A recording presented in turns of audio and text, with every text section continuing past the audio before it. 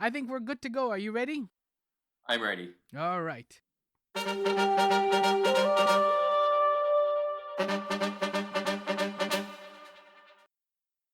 Yo, welcome to my Summer Lair. I'm Sammy. Remembering the past is like a ghetto time machine. That's why it's free. Younan. You know Mike Ayley as the bassist for the ever fun Marianas Trench.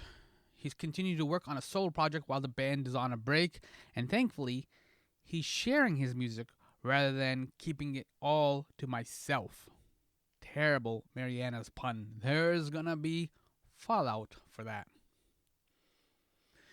In 2020, in connection with his wife, they released a Christmas song. He's followed that up with an EP called Golden Hour, First Things First, under the very Canadian nickname MIKEH. As you'll hear in this conversation, Golden Hour is a photography phrase that holds meaning for Mike. Much like certain memories, we all spend time in the past, even as we're working in the present for our future. There's a great line from the Joker, yes, the Joker, in Alan Moore's Batman, The Killing Joke. The Joker says, I'm not exactly sure what happened. Sometimes I remember it one way, sometimes another. If I'm going to have a past, I prefer it to be multiple choice. Joker's dope, yo. Honestly, sometimes with specific memories, that's no joke. We have to accept the past, which is one of those easy things to say, difficult to do things, which is one of the themes that naturally emerges in this My Summer Lair episode. Mike is hopeful and clearly practices gratitude, and that infectious spirit saturates his music. Golden Hour, First Things First, is really a fantastic EP. I highly recommend checking it out. No worries, no concerns. This isn't Feelings Tuesdays. We don't spend the whole time talking about emotions in the past. We get into the animated video for Walking Hill, and now that he's working on music outside of the band, I was super curious about one thing. Marianas Trench Josh Ramsey is a notorious Coke Zero drinker. Does Mike A have a similar liquid muse? Turns out he has two. All that and more awaits. Opening Manifesto. Sound, the final frontier. My Summer Lair is an enterprise, a pop culture voyage with a continuing mission to explore strange new worlds, to seek out new creators and celebrate established producers, to boldly go where no podcast has gone before. And now here is your host, Sammy Younan. I want to ask you, how was Australia? Mariana's Trench was just there for the Suspending Gravity tour, which I think was postponed like twice or three times for the pandemic. Yeah, I think they pushed it 2 times. It felt like 3. Like it was the third booking. Yeah. The initial one bump and then another one. The long-awaited conclusion to the Suspending Gravity World Tour, right? Yeah. You But really it was did fantastic. suspend gravity for that. No kidding. And time. Yeah. It was really great. It was so cool to get back down there, and I love that people. I remember we were talking there to the Live Nation reps. They were amazed at how almost nobody returned their tickets when the shows were postponed. Wow. Which is a compliment. They're like, we're going to hold on to these tickets, and then everything was sold out. Which we were wondering whether it was going to be worth going after all of the time. And it was 100% worth it, and the people came out in force, and the shows were so much fun. I remember during the second show, jumping up and down on stage at the end of Pop 101, where it does the part, and looking out and thinking this is what the video is and is supposed to be like. Like, it felt like the whole club was at a party together. It was so cool. That's amazing. This is kind of a corny thing to say, but it must be a thrill because you sit and you write a song in Vancouver, a 3-minute song or 5-minute song, and then it gets all the way out to Australia and people know the lyrics, people love the songs, they hold on to their tickets. Like, that's gotta be like a powerful emotion just to see that a song to travel from like Vancouver all the way out to Australia. Yeah, it's really weird. Even the very first time you're at home playing a show and there are people in the audience singing the words and you don't know who those people are, that's the first time you're like, okay, now we're doing this. Right. And I remember there was a show at a place called the Buffalo Club in Vancouver, and we had sold it out, 300 people or whatever the club fit, and not knowing who everybody was out there, and they were singing along, and it was like, okay. But then when you go across the country and people are singing along to some of the songs. It's kind of baffling. But then when you go to another country, especially when they don't even speak your language, like we're in Germany and you're in England, obviously they speak English there, but all over Europe, and then as far as Australia and Seoul and places like that, and they know the words to your songs, it's really, it's quite an interesting feeling, and there's not a lot I can say to tell you that it compares to. And we'll keep going with songwriting because you have a new EP that you've personally worked on and written, The Golden Hour, First Things First. Golden hour is a photography term. Do you want to explain the term golden hour for anybody that doesn't know? Sure. In photography, golden hour is that last part of the day when the sun is setting and you get that really beautiful orange lighting. Think of what's that director? He does all those action movies. It's like everything he does is all golden hour. It's really got this magical. Michael Bay, that's it. Yeah, you know what I mean. Everything is golden hour lighting, and it's really rich feeling color, and it feels like there's almost a texture to the air. So, golden hour is that last part of the day when the sun is setting. For me, it is my favorite part of the day. I think it's super beautiful when the sky is literally changing colors gradually right in front of you, and I think it's really powerful to see the day ending in such a brilliant moment. And it's kind of like the ending is sort of sad, but it's also the most beautiful part. With the selection of that as the title for the album, it was more about the idea that it's so beautiful, but it's got a lot of mixed emotions because it's the end of a day. And when you start a day, you've got, you're hopeful and you're like, I'm going to do this. You've got your to-do list. You've got things you want, things you're dreaming of, things you're praying for. You've got love that might blossom. You've got work that you hope goes well, maybe a meeting, maybe an interview, all sorts of things. It could be anything. There's so much potential when that sun is rising, the other golden hour. But at the end of the day, when the sun is setting, there's this real mix of emotions. There are the things that came through, that you accomplished, that you can check off that list, or that make you feel really happy. There's new things that might be happening that are really exciting. Maybe you met somebody and that's the thing you're excited about tomorrow morning, when you start the day. But there's also the reconciliation of the things that didn't come to fruition, the things, the letdowns, the disappointments in yourself or somebody else. And always the end of the day feels like a time when you have to take all of those emotions, the hopes and the accomplishments and the things that are still lingering or failures and reconcile. And I think that's a really cool symbolism within a day for what all of life is like. It's never just today I'm happy or today I'm sad. It's there's always it's woven together, all the emotions, and some of them become more prominent. Sometimes you're happy because you're not sad, if that makes sense. When you've been feeling really bad and then you're finally not, you're just happy to not feel bad. So spring, almost. You're talking about spring, after a dark winter, and then you get that spring and all those light days. Yeah, just getting sunlight after a rainy spell or the longer days, it just feels good because it isn't what it was. So I think that's why I chose it as a sort of a symbolism, that it's something that means a lot to me, but it also means a lot in an emotional way and not just the visuals of it. Yeah, the other term for golden hour is magic hour as well, right? Which is what you're also talking about in a way, because there are days and there's moments, as you said, when you meet somebody or you record a really good song or whatever it may be, there's magic. Some days have magic in them, right? You go on a road trip and you see crazy things and you have these crazy stories at the end of the road trip. You got magic. Exactly. That's exactly it. And so for you then, as you're talking about the sunrise and the sunsets, both for you as, I guess, a creative person and you as an emotional person, because this EP deals with beginnings and endings, what is your preference? Is it beginnings or endings? Because you've spent hours and months in studios, you've gone on tours that have started and obviously ended. Do you know what I mean? You said with the blank page. What's your jam? Is it beginnings or endings? I'm a pretty optimistic person, more of a glass half full kind of person, but maybe that sets it up where I'm excited more at the beginning. And then sometimes because I'm hopeful, maybe too hopeful, there's a bit of a letdown at the endings of some things. But I think if you're not going for everything, you're definitely not going to get what you're dreaming or desiring or chasing. I think I'm more of a morning hopeful, and then it's just the accounting with myself, like doing the balance sheet, like how do I feel, at the end of the day, is sort of a thing where I realize, okay, tomorrow there's more potential.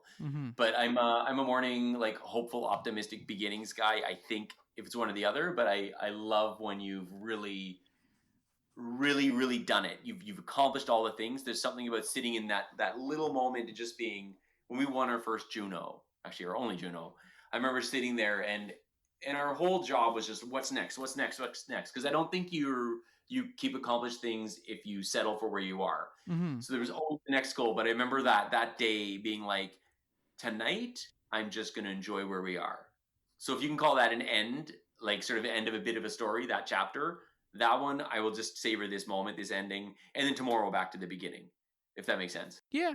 For some people, a blank page is really intimidating, and that's why they have like writer's block. But for other people, right, a blank page is fantastic because now you can write anything. You could do anything. You can like take readers to a planet or a universe, right? Or like, to go back to your example from before, you can write a poem that professors love to, like a pretty girl in school or whatever it may be. You know what I mean? Like, you can literally do anything with the blank page. You can write a song in your case, right? Like, you can do anything, and it's really inspiring when you see a blank page because it's like, we got to do something with this. Like, you can't waste it.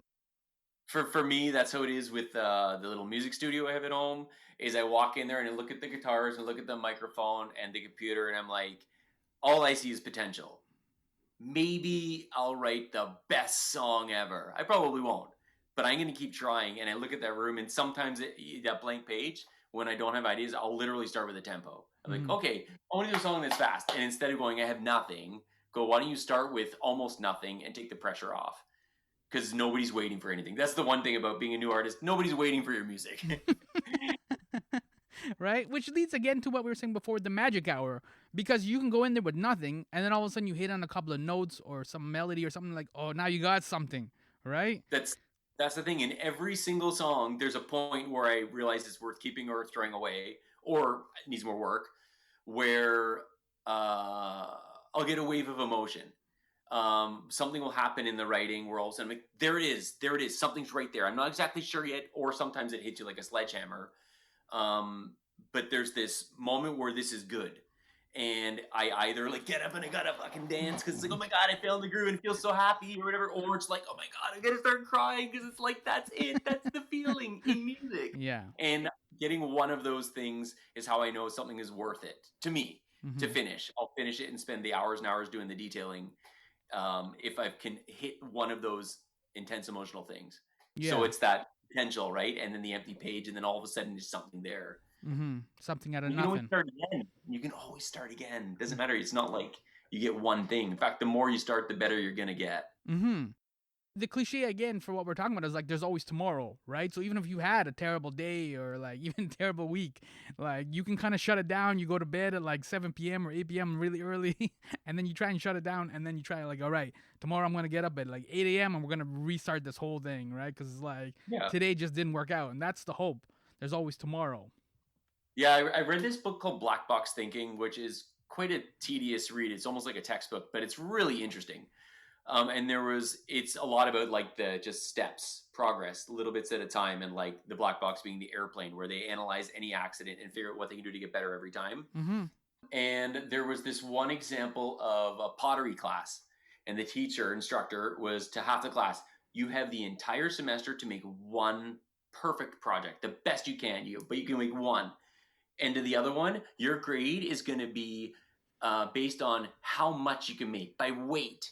Just as many as you can make. And the people who made as many as they could always ended up making the better products than the person trying to make one perfect thing. Because you learn and you go and you get better at it. If you just sit there in front of that thing like, this has to be the best song ever or the best book ever, you're never going to get it. Just write something. And you can always edit it, or you can always, okay, what did I learn there? Now the next one I'm going to apply that and just start again and keep doing it. And then you can always, like with a shitty song that has something in there, just take the good parts and then use them in the next thing. And good stories, if you're a writer, you can take the good parts of the plot and then, okay, what Do I need to develop the characters more? Do I need to make the plot have some twists? I don't know. I'm not a writer, but you know what I mean? Like, if it's not released, doesn't have to be done.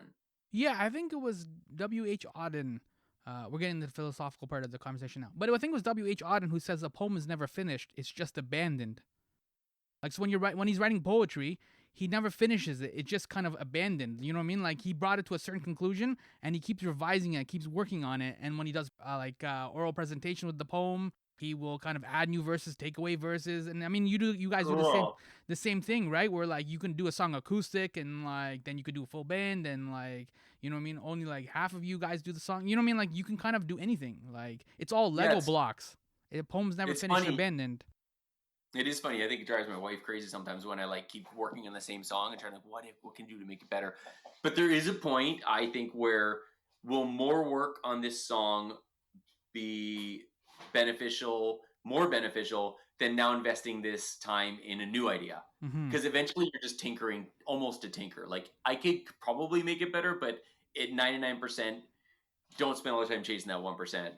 And then my wife just came in. She's got lunch for me, but I'm going to wait after this. Anyway, you know what I mean? Like, that 1% is worth chasing for a minute, but 90%, keep going. 99%, tweak at it, maybe come back with some fresh ears. But you can spend more. If you're going to spend 10 hours chasing 1%, you can get 10 hours getting to 90% on something else. Yeah, that's a good philosophy. So I listened to Golden Hour, First Things First, and it inspired me, and I wrote a haiku in response to it. Okay. So this is Are you going to tell me? Yeah, I'm going to share it now. Good. This is my haiku for your EP, Golden Hour, First Things First. This magical hour, up, up, up, the walking hill, those golden past bonds. Those golden path. What was the last two lines? This golden past bonds. Just how everything kind of we're bonded to the past. Because this is kind of what we're talking about. Just the idea that, like, you know, yes, you do get to have a fresh start tomorrow when you get up. But you still also had today, you had yesterday. Like, there's still that past that you're still kind of bonded to. Yeah. Yeah.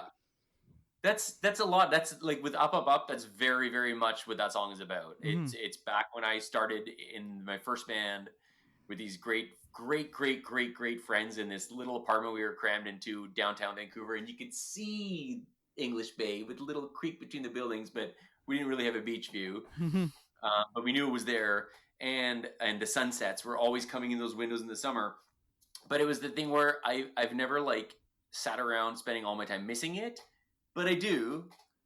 But it's not worth chasing. Like, I can't spend now looking back, but I definitely respect that that's the only reason I'm where I am now. You need those experiences are who you are. So to just go, that's the past, that's not giving it the credit it deserves, but then to live in the past isn't giving the present the credit it deserves. Yeah, and I mean, it's the ability, again, to, like, your past doesn't have to define you, right? Like, you can, like, make changes, you can do things, you can grow forward, and, like, you can evolve. But it is still, like you said, a part of you, right? Like, it's part of your chapter, right? Like, if you're, like, on page 300 of a novel, like, you've read the first, like, 299 pages, right? Like, that past is there. Whatever those characters went through, those 299 pages are still always going to be part of that book, if that makes sense. Yeah, exactly. It totally makes sense. But the plot, and then the thing is where the plot can still make a twist, so it doesn't have to be predictable, but it took that past to get to that spot and to set it up. Yeah, it's really, I like that you're actually thinking, like, time. Time is a really, really, really interesting thing, and there's so many ways of looking at it, and then how we like interweave with time and space and our experiences and the butterfly effects, just all the things, the people you've met, the people you didn't, like, there's just so many things that can be overwhelming if you listen to it too much. But well, I mean, really cool. Because the funny thing is with time is we live linearly, right? Like, we go from moment to moment, right? Like, you're gonna finish this and have lunch. I'll finish up soon, Tori. But you're gonna have lunch, right? And so you go from moment to moment to moment. But our memory, it jumps around. You remember something that happened in grade 2. You remember that apartment that you had in English Bay. Like, our memory jumps around. It's not linear, even though we live that way. I never actually looked at it like that, because I've definitely thought about the linear and how we let's just sort of do that, and we have tangents where things could go. But I never thought it while we're moving, I guess, left or right from your perspective. Our mind is still what's going to happen, what is, what was, and yeah. And sometimes you're in the future, right? Like, you know what I mean? Like, I got accepted to first year university, and I'm like, oh, it's gonna be so good. I'm gonna meet all these people. I get to do these things and whatever. You know what I mean? Like, you're sometimes in the future as well. When you should a lot be of time. when you should be in the present, right? It's like you said, when you got the June Award, you decided to be present. That's really what it is. Like, Yeah, you know what I mean? I'm yeah. here in this moment. I go for a lot of walks. I go for a lot of long walks. We live in a pretty nature-ish, like a nature-filled area. There's mountains up there. And I like going for walks and just being in that walk while I'm in it, because it helps me keep my brain in a positive and healthy space and keeps motivation. And sometimes I use it to like visualize and focus and things like that. But I like to look at what it looks like around me. The trees, the sunsets, the valleys, I really like to take in my surroundings as much as possible because it keeps me there. And it's also really easy to go television. You don't even realize you haven't seen anything. So you've mentioned English Bay, like, and up. The video was shot in English Bay, Vancouver. So in a weird way, is this EP also like a love letter to Vancouver, or maybe even British Columbia? I don't know. I haven't thought of it like that. I guess it's a love letter to my past and to my feelings, and my feelings have all of the most shaping parts of my life have been here, whether it's in English Bay with my becoming an adult, or in other parts of Vancouver when I was a child, or all that stuff. But yeah, I never thought of it that way, so I might have to just take that thought with me. But a lot of the imagery in my mind that accompanies the music is Vancouver based. So maybe it is. And that's what was kind of cool about doing that one song and that one video that way. It was really, that day I was in the past. When I was there, I really, really back to the times that song was written about. It's funny because I can't pinpoint it exactly, but even before I saw the video for Up, Up, Up, it sounded Vancouverish. So I'm from Toronto. Whenever I've gone to Vancouver, I always found that like Toronto's obviously always in a rush. Everyone downtown's in a rush and they're focused. And you were talking about that tunnel vision before, and they got their head down and they're on their phone and they're like emailing and I got to do this, whatever. But I always found Vancouver a little bit more relaxed compared to Toronto. I never found it as hectic and like everyone's kind of go. And to me, the difference was there's almost everywhere you go in Vancouver, you can see mountains, right? So you kind of know that anything you're doing is not important. Right? Like it puts it into perspective right away. And that's kind of like the vibe where like, yo, man, just chill. And that's where I think where the sunsets and the sunrises that you're kind of talking about too, that emanate through the whole EP, is because it's like you are surrounded by this nature. So you kind of like know to kind of chill and like take a deep breath and then reset, refocus. Yes. Yeah. There's moments where the breath is the... Okay, here we go. Like, just pause, man. It's okay to pause and be there. In fact, it's probably more than okay. It's critical. Yeah. And speaking of critical, like your bandmate, Josh Ramsey, he's a passionate Coke drinker, Coke Zero drinker. So I wanted to know, like, when you were writing these songs, did you have a liquid muse as well? For me, it's coffee. It's definitely coffee. Well, it depends on the time of day. First thing in the morning, coffee. 2-ish, 1 to 2 p.m. Second coffee, and then the evening, if I'm working in the evening, it's not coffee. Okay. It's probably Jack Daniels. Okay. Is there a difference in the songwriting when it's Jack Daniels versus coffee? More editing involved after the Jack Daniels stuff. Okay, fair enough. The next day. Yeah. Wow, that was really good. You listen to it, it wasn't that good. Okay, that's the honest alcohol, right? That's like the Hemingway thing, right? Drunk, edit, sober. Yeah, basically, yeah. This conversation with Mike A is about to shift, and we're going to talk about the animated video for Walking Hill. But I figured I'd take this time to actually drop the song. It's a great song, and it gives you a sense of the flavor of the EP and Mike A and the music that he is making. So I'll drop the song now, and then we'll continue this conversation talking about the fantastic animated video for Walking Hill. This is from Golden Hour, First Things First. Woke up to the shade of gray. It's the same color as every day. Just wanna be alone. Oh, oh, oh. I feel like I ran for days, but the scenery hasn't changed. I wanna go. I wanna go. Oh, oh, oh. I'm breaking down the walls. I'm building up my You gotta know, not giving up on you, not giving up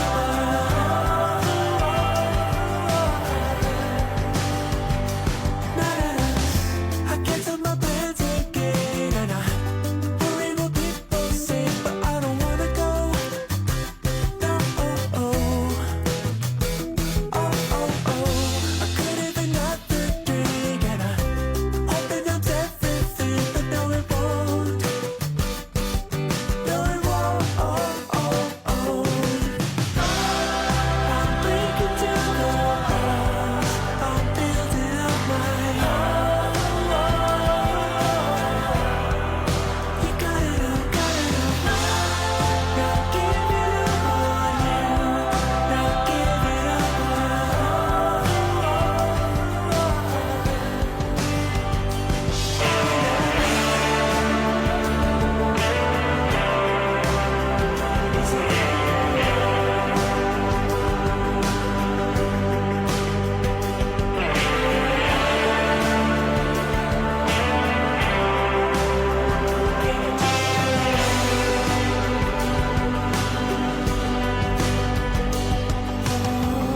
I built up my strength today. Still crumble beneath the weight. Can you make it go away? And take me home. Home. I'm breaking down the walls. I'm building up my You gotta know, not giving up on you, not giving up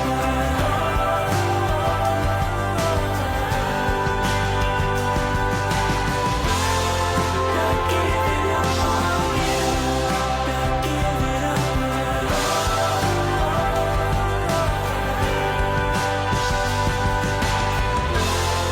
Not giving up on you, not giving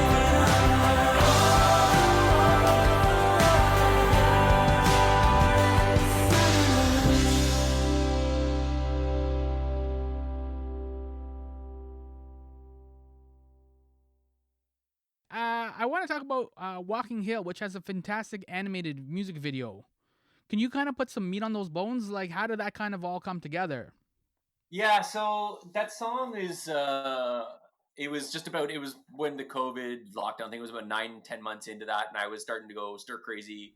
We had gone away for Christmas to visit my wife's family, but back then you had to do 2 weeks of quarantine before you travel, 2 weeks quarantine after. Your wife's family is in America, right? Just for clarification. Correct, yeah, in just New Jersey. Yeah, for clarification. Keep going, yeah. Yeah, so I couldn't even go for walks. You weren't allowed, and they were checking every day. You had to check in, Mm-hmm. And I started getting frustrated, and I couldn't get my walks to balance my brain, and nothing was happening, and I was bored. And I started getting depressed, and it was weird because I am a pretty optimistic person, as I mentioned before, and I can have a rough day or two, but I can usually shake it, and I have go-to methods to get out of it, and that is usually going for the walk or exercise or doing something, I don't know, and it just wouldn't go away. So that song was really inspired by that frustration, like woke up to the shade of gray, same colors every day, just want to be alone. I feel like I ran for days, but the scenery hasn't changed. I want to go, right? And it's just this like nothing's changing. And I feel like all I'm doing is I'm tired and I'm not getting anywhere. But that moment of the song coming to the bridge, where the last chorus comes in with all these vocals, and Emily's been introduced in that down chorus. Mm-hmm. And that's really what it's about. It's about I'm in this spot, and it's not who I think I am, at least not who I've been in the past. And it's affecting me. It's affecting probably you. who I love dearly, and I need you to know this is like an actual, it's not you, it's me, but please don't give up on me. I'm not giving up on us. I just need to get through this. And then that moment, that last chorus, I just was out for a walk when I listened to like an early demo version of it. And it was like, it feels like I'm literally smashing through a wall. And it's like, well, Roman is the media guy at 604. It's like, what do you want to do for a video? I said, well, I have this one visual for a scene. And I feel like there should be a giant wall. It should be like all really like bland and dark gray and monochromatic and depressing on this side. And the most lush land you could picture. And I was picturing the beach. I'm like, the Great Wall of China on the beach, tropical palm trees, beautiful sunset, everything over here. And I'm stuck on this thing and I can't see it over the wall. It's too big. And I don't know, but I know I need to get to the other side. And we talked about ways of doing the video. And then it was just going to cost a lot to do it the way I wanted. And I was like, maybe we should just do something animated, because I think you can get away with so much more that way and not spend $500,000 on a video. And videos aren't like a thing that they used to be anyway, right? They're more like accompanying visualizers. Yeah, much music is on TikTok now. Right. So so we talked about it and found a company, and that way I thought the cool thing about doing animated is I can get everything I want in there the way I picture it, at least to a degree. And then have that, I was like describing them, like the other side is like lush and beautiful and colorful. There's like fish jumping and birds, and the beautiful girl is on the other side. And I just need to get through. And then I could also have that moment where I smash through this wall that I've been chipping away at for seemingly ever.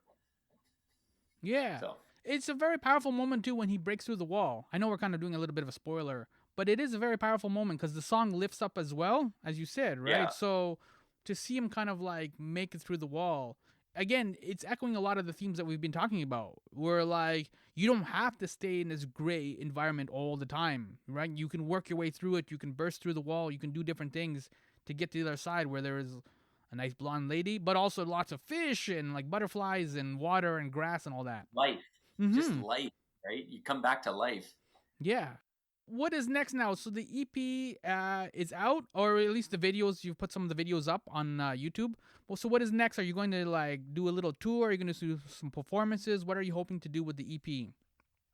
So yeah, the last song comes out on the 18th, which might be before this airs. So it might be all out.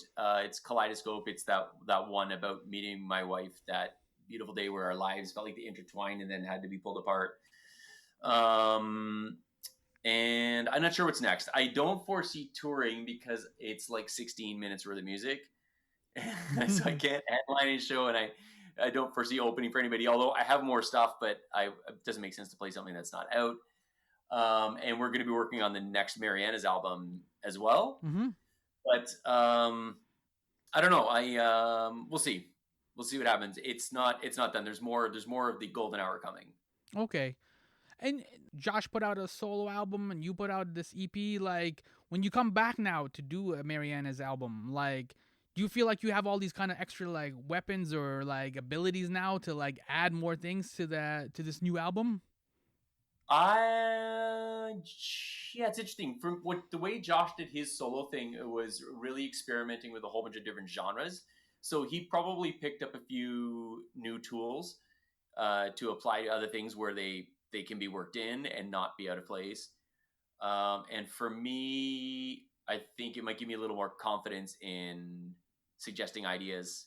I might have more language to convey what I'm thinking rather than just saying it should be different. Like, what if I did this and this and this? And it'd be easier for me to explain, I think.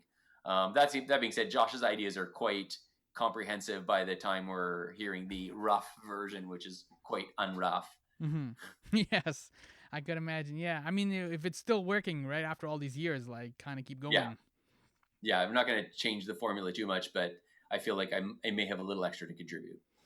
Yeah, so the EP is called Golden Hour, First Things First, and it's Mike A, but it's like the Canadian spelling with EH. Gets it. Yeah. He's like, why that? And I'm like, don't you get it? Yeah. But you're from Ontario. I'm from Ontario. We get it. Eh? Yeah. So It'll be interesting to see if this goes how your American fans will they get the joke, you think, or are you just I gonna? think they might get it. They might get it more because they know that that's a Canadian cliche. Oh yeah, they know CLICHEH yeah. cliche. Oh yeah, they know all about us, right? So there you go. Yeah, That works. All right, yeah. Thank you for hanging out. We covered quite a bit. We covered the it magic was great. hour. We covered the black box and making music and coffee and whiskey, I guess, for Yep. songwriting. You summed up the loves of my life. There you go. The EP is fantastic. Thank you, man. I'm glad you're listening. No, I'm not sucking up just because we're doing the interview, but yeah, it's truly you did a great job. So high five to you and the producer and your wife. Obviously, she's on it as well. So to you and the whole team, thank you. It's funny, man. After the last thing Marianas Trench recorded before I had to do this, or before I decided to do this, was The Killing Kind. Mm-hmm. And for a minute there, I'm like, what's the point? I'm not going to top that. And then I realized I'm not trying to top it. I'm just trying to express myself, right? And it takes a lot of pressure off. Yeah, because Marianas Trench now is an established sound and it's an established band, right? Yeah. So as you said, there's expectations, right? And so people even you just saying that we're gonna work on the next album is gonna get people excited, right? They want to get a date or when's it coming out, right? And I know these things go slowly, but you just kind of puttering around in your home studio and yo, I made some songs. I think a couple of them are really cool. It's pretty neat. Yeah, thanks, man. I think we're good. Yeah. That was a pleasurable time. Oh, great. Thank you. Yeah, go have lunch now. Enjoy your lunch. Thanks. Have a great day.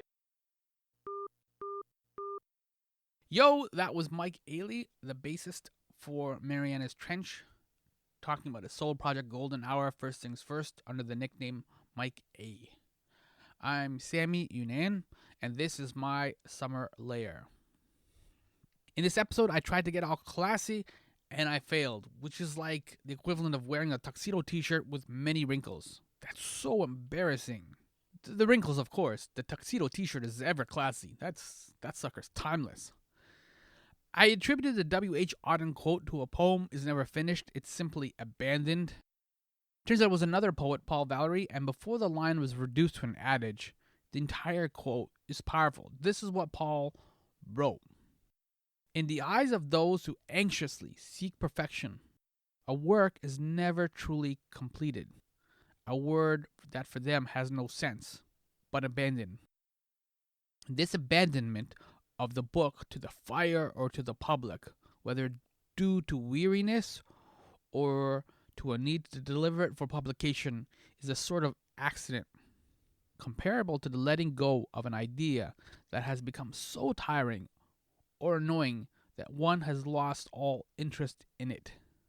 Look, there's a point where you can tinker on your songs endlessly. You can write and rewrite your stories or your poems. Whatever your creative output is, there is a strong temptation to make it perfect before releasing it. And honestly, sometimes good is good enough. I'm grateful Mike A resisted this temptation. There's some great tunes on his solo EP. I hope that this is the foundation for more solo music. We shall see. This podcast is my solo project, but it's not just audio. It also has a newsletter I make with the words, yo. Here's an informative PSA about that. If you enjoyed this conversation, some good news. My Pal Sammy newsletter. Let us extend the conversation. And I know. You think of email and you think of negative connotations. You think of work. You think of that sweet senior citizen in your life who keeps forwarding those weird chain letters things so that they welcome good luck. All of that is true. All of that is email. That's because for those people and those emails, the E in email stands for electronic mail. So what if? What if the E stood for experience? What if it stood for event? What if it stood for excellence? Wouldn't that be exciting? Email doesn't have to be email. Does that make sense? Go to mysummerlair.com/subscribe to sign up for the weekly pop culture My Pal Sammy newsletter. You will be elated you did. Thank you so much for listening to me in a Netflix world. First things first, yo.